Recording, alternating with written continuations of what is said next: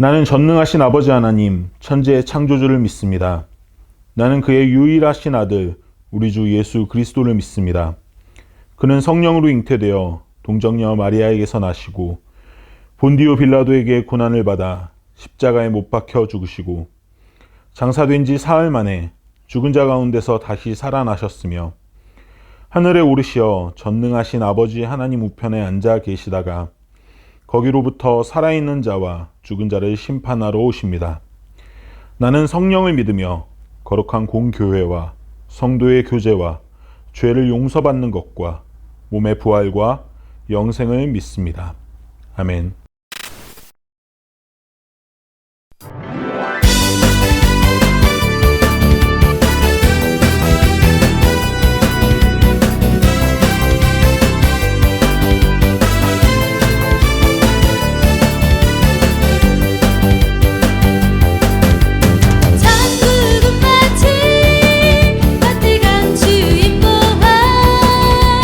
땅속에 묻힌 아무도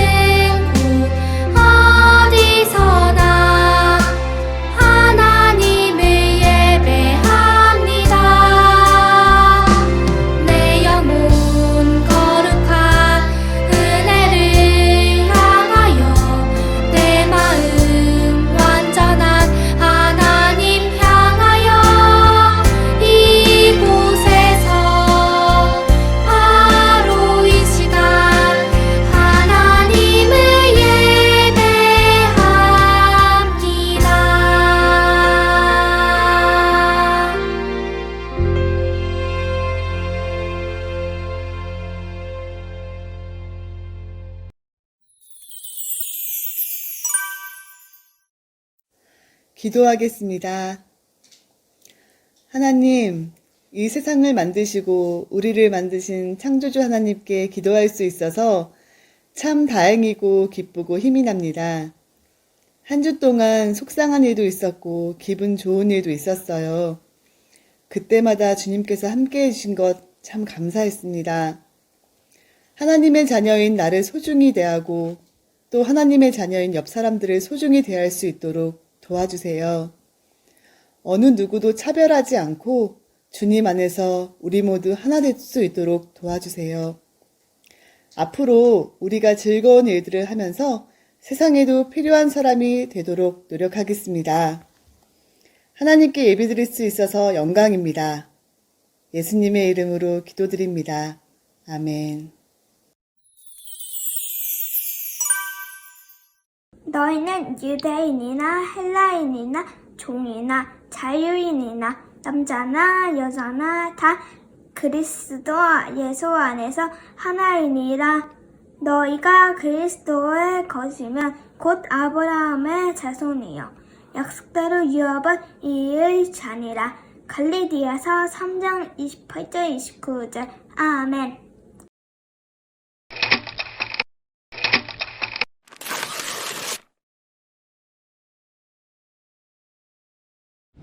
여러분 안녕하세요. 하나님의 편지를 배달하는 우편배달부 코코입니다. 오늘도 여러분에게 하나님의 편지를 소개해 주려고 하는데요. 이곳은 신약의 편지가 들어있는 방이에요. 여기에는 고린도 교회에 보낸 편지, 여기 빌립보 교회에 보낸 편지, 저기 에베소 교회에 보낸 편지도 있어요. 바울이 디모데와 디도에게 보낸 편지도 있고요. 편지에서 아주 중요한 게 있다고 했어요. 뭐였죠? 보내는 사람과 받는 사람이었죠. 또 한 가지 중요한 걸 오늘 알려드릴게요. 바로 편지를 쓴 이유입니다. 편지를 왜 썼는지에 따라 편지의 내용은 아주 달라져요. 그 편지는 사랑 편지가 될 수도 있고 아니면 절절한 슬픈 마음이 담긴 이별 편지가 될 수도 있어요. 보내는 사람과 받는 사람이 처해 있는 상황이 아주 잘 드러나기도 하죠. 오늘 소개해줄 편지를 한번 뽑아봤는데요. 갈라디아 교회에 보낸 편지입니다. 그렇다면 오늘 소개해줄 편지, 갈라디아 교회에 보내는 편지는 보내는 사람은 누구일까요? 바울입니다. 그리고 받는 사람은 갈라디아 교회 사람들입니다. 바울은 어떤 이유에서 이 편지를 쓰게 되었을까요? 바울은 이렇게 말하고 있어요. 실제로 다른 복음이 있는 것은 아닙니다. 다만 몇몇 사람들이 여러분을 교란시켜서 그리스도의 복음을 왜곡시키려 하는 것 뿐입니다. 다른 복음이요? 도대체 갈라디아 교회에는 어떤 일이 있었던 걸까요? 하나님이 유대인을 선택하셔서 이 복음을 주셨다는 놀라운 소식 아니겠습니까? 바로 하나님의 선택을 받은 사람들은 이 유대인이요, 유대인. 예수님도 유대인이었고 말이에요. 우리 유대인들은 하나님이 모세에게 주신 율법을 받은 사람들이라고요. 할례만큼은 꼭 받아야 되지. 할례를 받은 사람만이 구원을 받을 수 있다고요. 그러니까 이방인들도 싹 다 할례를 받아야 돼. 할례를 안 받고 어떻게 구원을 얻었다고 할 수 있는 거지? 참고로 말씀드리면 저도 난지 8일 만에 할례를 받은 사람이에요. 이런 얘기를 할 자격이 충분한 사람이라고요. 방금 유대인의 말을 잘 들었죠? 바울이 말하는 다른 복음이란 율법, 특히 할례를 받은 사람만이 구원을 받을 수 있다는 거예요. 복음을 유대인을 위한, 유대인에 의한 것으로 아주 좁혀버린 거예요. 여기서 잠깐 갈라디아 교회에 보낸 편지와 신약성경 편지들의 무대가 되는 1세기 교회에 대해서 알아볼까요? 예수님이 부활하신 후 하늘로 올라가며 말씀하시죠. 땅끝까지 복음을 전해라. 하지만 제자들은 땅끝까지 가지 않아요. 그들의 땅끝은 바로 할례를 받은 율법을 지키는 유대인들까지였죠. 이방인들은 복음의 품 안에 들어올 수 없었어요. 예수님이 우리의 새로운 약속이 되어주셨는데도 말이에요. 같은 식탁에서 밥을 먹지도 않았죠. 마치 백인 화장실, 흑인 화장실 따로 두었던 것처럼 보이지 않는 큰 벽이 존재했죠. 그때 바울이 등장한 거예요. 이방인의 사도 바울이요. 바울은 교회를 뒤흔들기 시작했어요. 예수님이 처음 나타났을 때 이스라엘이 흔들린 것처럼요. 바울이 전하는 예수님에 대한 말씀을 듣던 이방인도 교회에 들어오기 시작해요. 그때부터 치열한 싸움이 시작됩니다. 할례를 받지 않은 이방인은 구원을 받을 수 있을까? 교회의 대표들이 예루살렘에 모여 결정합니다. 우리가 주 예수의 은혜로 구원을 받고 이방인들도 마찬가지로 우리 주님의 은혜로 구원을 받는다고 믿습니다. 그렇기에 할례를 받지 않아도 그리스도인이 될 자격이 충분합니다. 다만 우상에게 바친 더러운 음식과 음행과 그리고 목매어 죽인 것과 피를 멀리하라고 당부드립니다. 이렇게 땅 결정을 했는데도 치열한 싸움은 끝나지 않았어요. 1세기 교회 사람들은 이 율법 문제로 계속해서 고통을 받았습니다. 유대인과 이방인은 함께 할 수 있을까? 도대체 구원은 누가 받는 것일까? 갈라디아 교회도 같은 문제를 겪고 있었어요. 바울은 갈라디아 교회 사람들에게 이렇게 편지했답니다. 사람이 율법을 행하는 행위로 의롭게 되는 것이 아닙니다. 예수 그리스도를 믿는 믿음으로 의롭게 되는 것임을 알고 우리도 그리스도 예수를 믿은 것입니다. 그것은 우리가 율법을 행하는 행위로가 아니라 그리스도를 믿는 믿음으로 의롭다고 하심을 받고자 했던 것입니다. 율법을 행하는 행위로는 아무도 의롭게 될 수 없기 때문입니다. 여러분은 모두 그 믿음으로 말미암아 그리스도 예수 안에서 하나님의 자녀들입니다. 여러분은 모두 세례를 받아 그리스도와 하나가 되고 그리스도를 옷으로 입은 사람들이기 때문입니다. 유대 사람도 그리스 사람도 없으며 종도 자유인도 없으며 남자와 여자가 없습니다. 여러분 모두가 그리스도 예수 안에서 하나이기 때문입니다. 누가 구원을 받을 수 있을까? 율법을 지키는 사람이 구원을 받을 수 있을까? 이방인도 과연 구원을 받을 수 있을까라는 질문이 교회를 흔들었어요. 그때 바울은 편지를 통해 이렇게 대답했어요. 율법으로는 구원을 받을 수 없습니다. 그렇다면 무엇으로 우리는 구원에 가까워질 수 있을까요? 오직 믿음, 예수 그리스도를 믿는 믿음이 우리를 구원의 한 발자국, 두 발자국 가까이 다가가게 만들어요. 유대인 그리스도인도 이방인 그리스도인도 모두 예수님을 믿는 사람들이었어요. 그래서 한 교회에서 생활을 했죠. 하지만 유대인 그리스도인들은 계속해서 편가르기를 하려고 했던 거예요. 율법이 그들에게 있는지, 율법 중에서도 가장 표가 나는 할례를 그들이 받았는지 계속 그것을 기준으로 판단하려 했어요. 하지만 교회는 율법으로 움직이는 곳이 아니에요.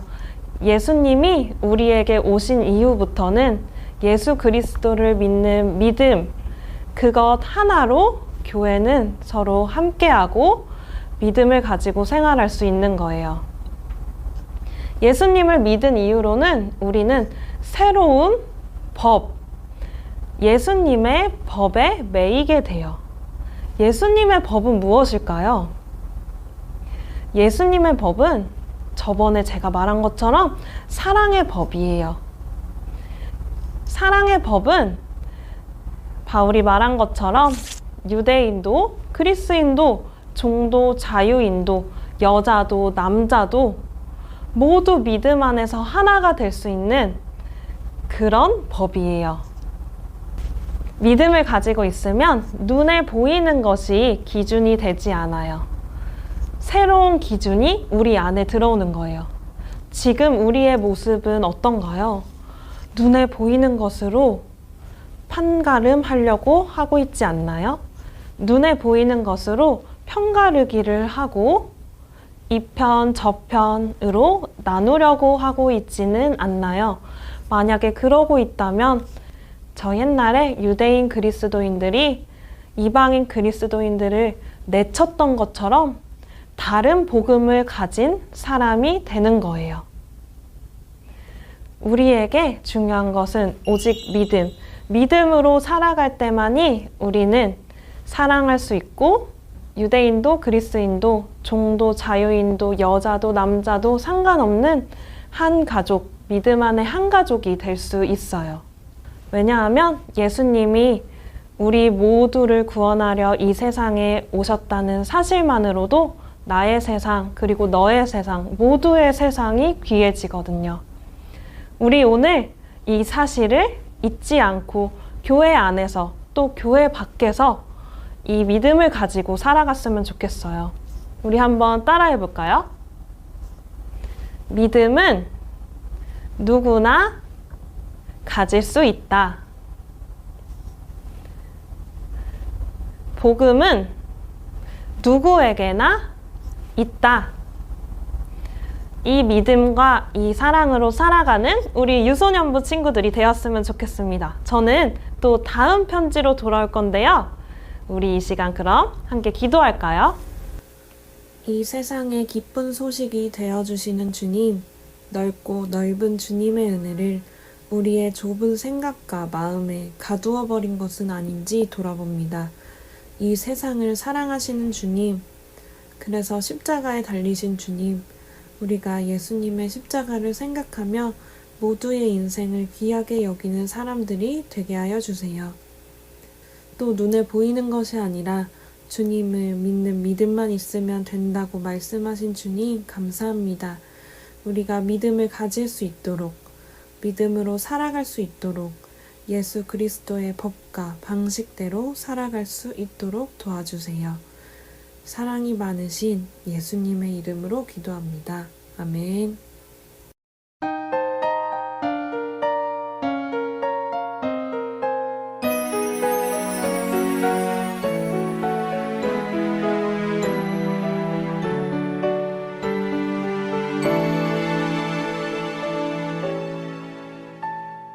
지금 내가 가진 것을 하나님께 드립니다.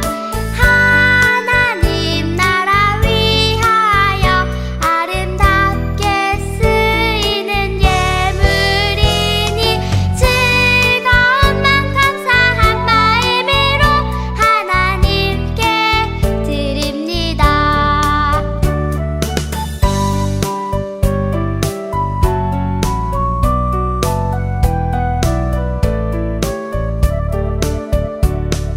지금 내가 가진 것을 하나님께 드립니다.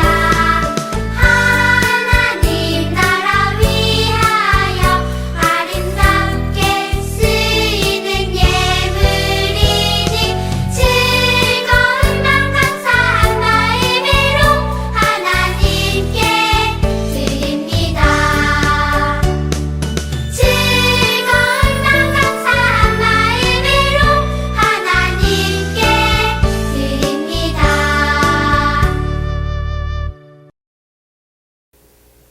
주님, 새해를 맞이하고 한 달이 지났습니다.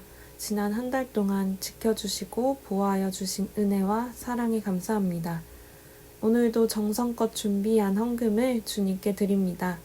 주님의 방식대로 정직하게 사용될 수 있도록 하여 주세요. 또 꼭 필요한 곳에 사용되어 하나님 나라가 곳곳에 전해지고 이루어지는 귀한 헌금이 되게 하여 주세요. 우리의 삶의 주인이 주님이시라는 것을 잊지 않겠습니다. 모든 정성과 마음 주님께 드리며 예수님의 이름으로 기도합니다. 아멘.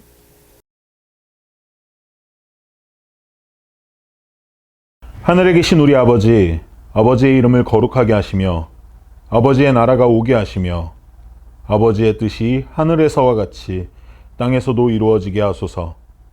오늘 우리에게 일용할 양식을 주시고 우리가 우리에게 잘못한 사람을 용서하여 준 것 같이 우리 죄를 용서하여 주시고 우리를 시험에 빠지지 않게 하시고 악에서 구하소서. 나라와 권능과 영광이 영원히 아버지의 것입니다. 아멘.